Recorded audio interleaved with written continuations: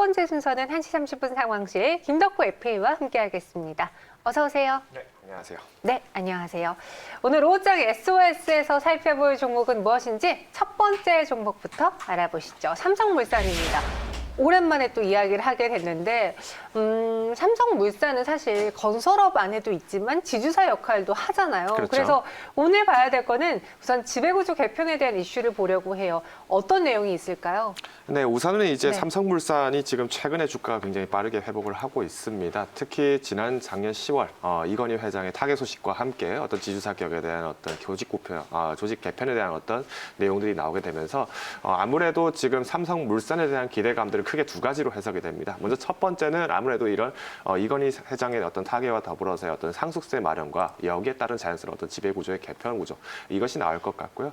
그다음 두 번째가 사실은 이에 대한 실질적인 이제 승계를 하게 되는 어떻게 보면은 이재용 회장에 대한 어떤 오너 리스크에 대한 부분들이 좀 다소 해소가 될 수 있다라는 기대감들, 즉 이 삼박자가 모두 맞아떨어지게 되면서 삼성물산에 대한 어떤 기대감들이 좀 높아지고 있는 것이 아닌가. 그렇기 때문에 최근에 시장에서도 삼성물산에 대한 어떤 이슈는 건설업 자체에 대한 어떤 이슈보다도 아무래도 어떤 직권 승계라든가 아니면은 법인세 그리고 상속세에 대한 부양 부담들이 어떤 식으로 시장에서 바뀌어 갈 것인지에 대해서 초점이 맞춰져 있는 것 같습니다. 네, 맞아요. 이 지배구조 개편 이슈 그리고 지금 이재용 부회장이 세금도 내야 되다 보니까 배당을 늘릴 것이라는 그 전망이 팽배한 상황이잖아요. 그렇죠. 그래서 지금 삼성물산뿐만 아니라 삼성그룹주에 대한 관심도 뜨거운데 이 삼성물산 외에 봐야 될 만한 대표적인 종목 어떤 게 있을까요? 네, 우선은 이제 삼성그룹 전반적으로 어떤 이제 지배 구조가 어떤 식으로 되는지를 좀 잘 살펴보셔야 될 것 같은데요. 네. 특히 이제 이번에 이건희 회장이 타계를 하게 되면서 그간의 어떤 그룹주들, 특히 이제 지배 구조에 대한 부분들 좀 많이 두각이 드러나기 시작했습니다. 그러다 보니까 실제로 이번 삼성그룹주에 대해서 삼성물산 그리고 그 밑에는 또 삼성생명, 그 밑에 삼성전자가 들어가 있다는 점을 봤을 때 아무래도 이런 지배 구조들을 좀 당분간에서는 유지할 가능성도 있지 않을까라는 기대감들이 나타나고 있고요. 오히려 조금 아쉬웠던 종목이라고 한다면 삼성 SDS가 될 가능성이 높습니다. 기존에는 삼성전자 같은 경우에는 이제 기존에 이제 압도적인 어떤 이제 최대 주주로 있었지만은 이번에 삼성물산에 대해서도 마찬가지로 최대 주주로 있었다 보니까 실제 조정 여파가 나타난다면은 시나리오에서 가장 큰 어떻게 보면은 주가의 등락을 가장 크게 결정할 수 있는 종목은 이런 삼성 SDS가 같기 때문에 아마 이제 삼성 SDS를 조금 급하게 진입하셨던 분들 아마 지금도 고점에 좀 물려 있는 분도 간혹 계신 것 같습니다만은 우선은 삼성 SDS뿐만 아니라 이런 대표적인 어떤 그룹주들 중에서도 전체적인 실적과 한번 비교해서 살펴보시는 것을 조금 추천을 드리도록 하겠습니다. 소외됐던 삼성 SDS도 최근에 갑자기 등락폭이 좀 커졌어요. 물론 뭐 지배구조에 대한 기대감도 있지만 그러니까 이재용 부회장이 지금 지분이 가장 많이 갖고 있는 게 삼성물산 그다음에 삼성 SDS거든요. 그래서 그런 점 때문에 부각을 받기도 했고 더불어서 시총 상위 종목 중에서 안 간 종목이다라는 그 이미지도 더해졌었는데요. 한번 삼성그룹주들의 주가 추이 눈여겨보겠습니다. 삼성물산 가격 전략 들어볼게요. 그냥 지배구조 그 이슈 하나로 가져갈까요? 뭐 사실은 이제 삼성물산 전체적으로 봤을 때 지배구조로만 본다라면 어느 정도 선반영된 가능성이 굉장히 높습니다. 그렇기 때문에 최근 들어서의 어떤 차익 매물이 또 빠르게 나왔다가 또 다시 이런 이슈, 모멘텀이 또 시장에서 한번 언급이 되었을 때는 또 빠르게 급등을 하게 되는 이런 모습들이 나타나고 있는데요.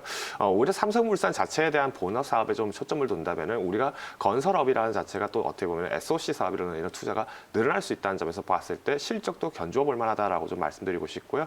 이제 앞으로의 어떤 삼성물산의 어떤 지배 구조뿐만 아니라 건설업에 대한 해외 수주 부분들을 조금 맞추어서 접근하시는 것을 권고를 드리겠습니다. 그렇기 때문에 1차 목표 가격으로는 17만 원 그리고 손절 가격은 14만 5천 원 제시를 드리도록 하겠습니다. 목표 주가 17만 원 그리고 손절 가격은 14만 5천 원 제시해 드렸습니다.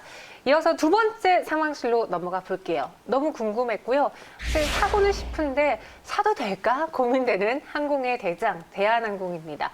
오늘 장은 날아오르고 있는데 주가 상승하는 뭐 색다른 이유가 있어요? 아니면 코로나 이후를 지금 기대하고 매수하는 걸까요? 아무래도 이제 후자와 전자 모두가 다 해당되지 않을까라고 생각이 됩니다. 네. 아무래도 일단은 항공주들 중에서 굉장히 어려웠던 원조 한 가지는 여행을 갈 수가 없잖아요. 그렇죠. 자, 이러다 보니까 사실은 항공주들이 전체 전체적으로 유동 자체가 줄어들다 보니까 굉장히 타격이 컸습니다. 굉장히 재밌는 사실은 실제로 이번에 항공사들이 이제 사람을 싣고 나가는 인적 항공기에 대해서 이제 물적 항공기, 즉 이제 화물 운송기로 전환을 빠르게 하면서 마진은 또 올랐다고 합니다. 그런데 가장 큰 핵심은 매출이 줄었기 때문에 이 마진으로 가지고 마냥 좋아할 수는 없었다는 거죠. 여기에 다행스러운 점은 이번에 백신에 대한 어떤 효과들 그리고 치료제 성과들까지 나오기 시작하면서 아무래도 최근에 항공주들의 이슈들이 많이 나오고 있는데요. 특히 대한항공 같은 경우는 아무래도 아시아나와의 어떤 통합 작업에 대해서 또 막바지에 들어가고 있다는 점들, 이 소식이 아무래도 시장에서 굉장히 강한 어떤 강세 흐름을 나타낼 수 있는 원인이 되지 않았나 판단하고 있습니다. 네, 대한항공 메가 캐리어 탄생에 기대도 또 걸고 있는데 지금 대한항공과 아시아나의 빅딜에 대해서 잡음들이 좀 있어요. 근데 창구는 요거 하나밖에 없다라는 이야기도 있잖아요. 그렇죠. 어떻게 진행되고 있어요? 네, 우선은 이제 대한항공이나 아시아나 항공에서 인수를 진행을 할 때, 그러니까 통합을 진행을 할 때는 마찬가지로 우리가 기업 결합 쪽을 보셔야 됩니다. 즉, 이 통합이 진행되고 난 이후, 이 빅딜이 완료되고 난 이후에 과연 이것이 시장에 내놓았을 때 정상적으로 경쟁을 할 수 있느냐 없느냐에 대한 여부가 가장 핵심인데요. 현재까지로는 어떤 기업 결합이 나타났을 때는 오히려 조건부에서의 어떤 승인 그리고 조건부에서의 거절이 있다 할지언정 100% 불허를 한 적은 없었다라는 점을 좀 소개드릴 수 있을 것 같습니다. 특히 유럽에서도 마찬가지로 어떤 기업 결함과 관련돼서의 조사가 들어오거나 할 때도 특히 실질적으로 어떤 시장에 내놓았을 때 경쟁력에 대해서의 조정을 할 수 있도록 즉 살아남을 수 있을 정도에 대한 어떤 심사를 하는 거기 때문에 좀 더 기대는 크지 않을까라고 좀 말씀드리고 싶고요. 다만 우려가 되는 점은 아무래도 어떤 공정위에서의 어떤 독과점에 대한 부분들의 지적이 나타날 가능성이 큽니다. 실제로 국내선 같은 경우에 약 60%를 바로 이 메가 캐리어가 바로 가져갈 수가 있는 조건이 나타나기 때문에 이 점에서의 어떤 주가의 등락은 나타날 수 있지만 시장에서의 어떤 회복 그리고 마찬가지로 시장 회복과 이어서 여기에 탄력적으로 더 큰 점유율을 가지고 이제 글로벌 시장 점유를 하겠다라는 점들은 긍정적으로 나타나고 있습니다. 네. 기업 결합이라는 측면에서 봐야 된다라고 해주셨고요. 그럼 대한항공을 사는 것은 어떻게 보시는지. 사실 대한항공 항공주들이 많이 빠져서 이 종목을 사두면은 나중에 코로나19가 다 없어지고 나는 나중에는 오를 수밖에 없는 대표적인 종목이긴 한데 언제 없어질지 모르니까 못 사잖아요. 뭐 사실 이제 시간의 차이라고 판단을 하고 있습니다. 네. 다만 이제 이 시간 동안에 시장에서의 어떤 초점이 흐려진다라면 굉장히 아쉬움이 크겠죠. 그렇기 때문에 올해 대한항공 같은 경우에는 지금 최근에 반영된 주가들은 어떤 이제 기업 결합, 즉 이제 아시아나와의 통합 과정에서의 어떤 반영분이 훨씬 더 크다라고 좀 말씀드릴 수 있을 것 같고요. 다른 이제 항공사들, 특히 이제 뭐 제주항공이라든가 이런 굉장히 많은 항공사들이 또 제2의 작은 LTC, 다시 말씀드리겠습니다. 경량항공사 같은 경우에는 조금 저가 항공사 같은 경우에는 주가 반영이 다소 또 이렇게 편차가 있습니다. 그렇기 때문에 전체적인 섹터를 보고 좀 진입하시는 것을 추천하시자는 의미에서 목표 가격 35,000원 제시를 드리겠고요. 손절 가격은 31,000원으로 제시드리도록 하겠습니다. 목표 주가는 35,000원, 손절 가격은 31,000원입니다. 대한항공 봤으니까 저희 여행까지도 한번 같이 점검을 해보겠습니다. 오늘 여행주도 오르고요. 참 좋은 여행도 상승하고 있어요. 제 가장 큰 소망, 그리고 우리 모든 이들의 가장 큰 소망, 여행 가고 싶다. 뭔가 리프레시할 수가 없는 상황이잖아요. 그렇죠. 지금은요. 네. 어디 가는 것도 정말 죄인 같고 나가기도 건강도 신경 쓰이고 집에서만 마스크 쓰고 돌아다니고 있는데 오늘장 상승을 여행주 전체적으로 나오는 이유가 무엇인지 그리고 제가 봤는데 최근에 외국인 투자자들이 시장에서 발을 빼는 대신 여행, 면세, 항공주들, 화장품주들 산다고 들었거든요. 아무래도 이제 기존에 우리가 지난 한 해를 돌이켜보면은 가장 많은 어떤 키워드는 언택트였을 겁니다. 네. 특히 이제 3월부터 시작을 해서 본격적으로 팬데믹이 선언되고 나면서 언택트 그리고 여기에 따라서 파생되는 어떤 물류라든가 택배 그리고 어떤 재택근무라든가 이런 굉장히 많은 종목들이 이슈가 나왔었는데요. 핵심은 언택트였다는 점에 초점이 맞춰져 있다 보니까 그간의 상승 탄력이 높았던 종목들 대신에 올해 소외를 받았던 콘택트로 전환하겠다라고 보시면 될 것 같습니다.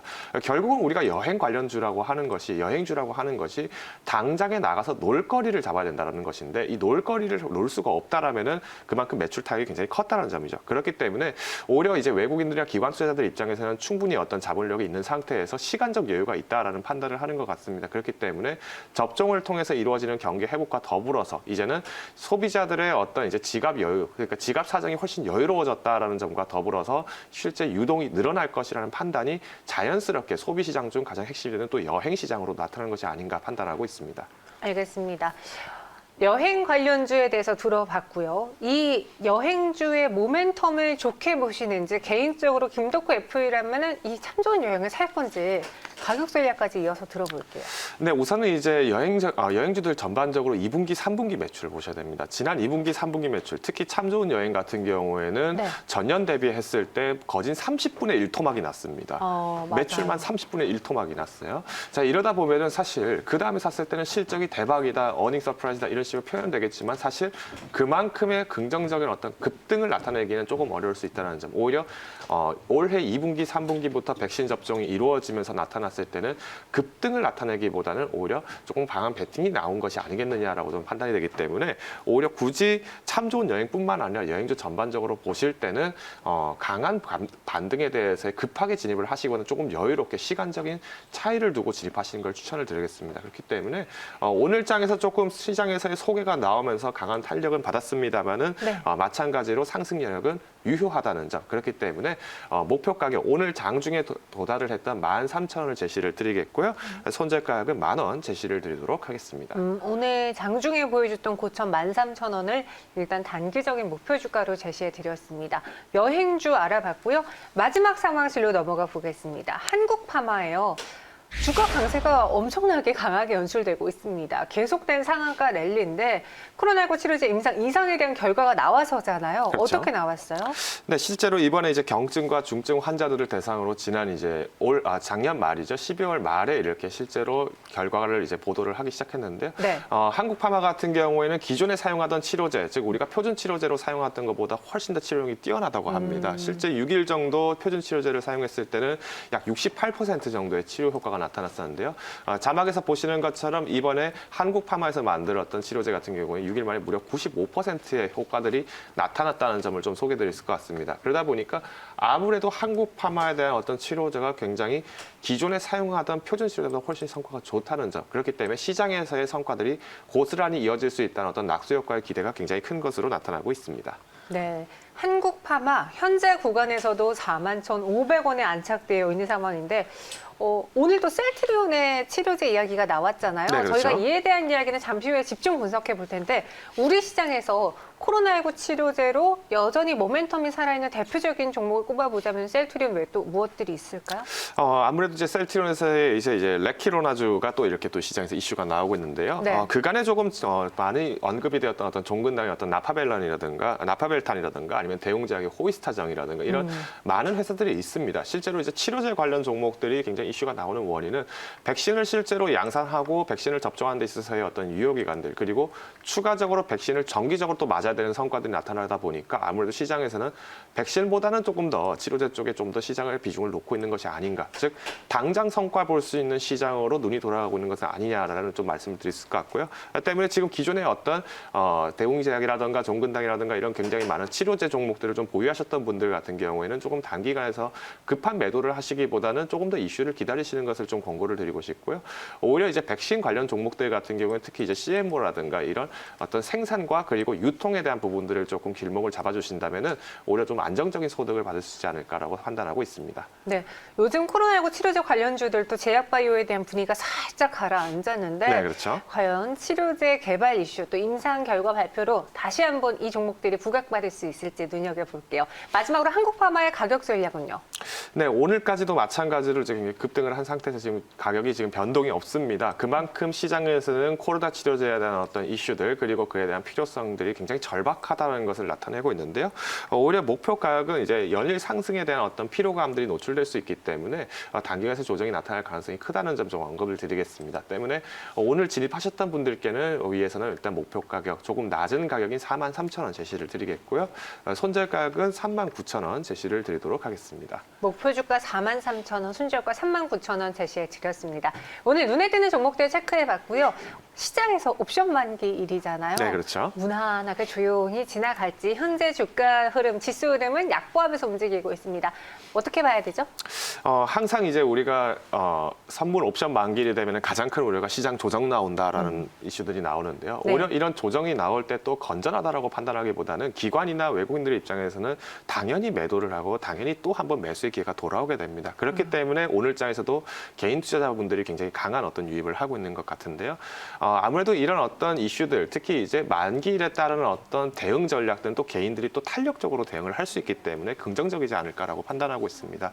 때문에 오늘 장에서의 또 하락 종목들을 또 공략하시는 분들을 위해 권고를 드린다면은 올 한 해 코로나 이슈가 끝나게 되면서 포스트 코로나에 또 대비할 수 있는 종목들도 한번 눈여겨보시는 것을 권고를 드리도록 하겠습니다.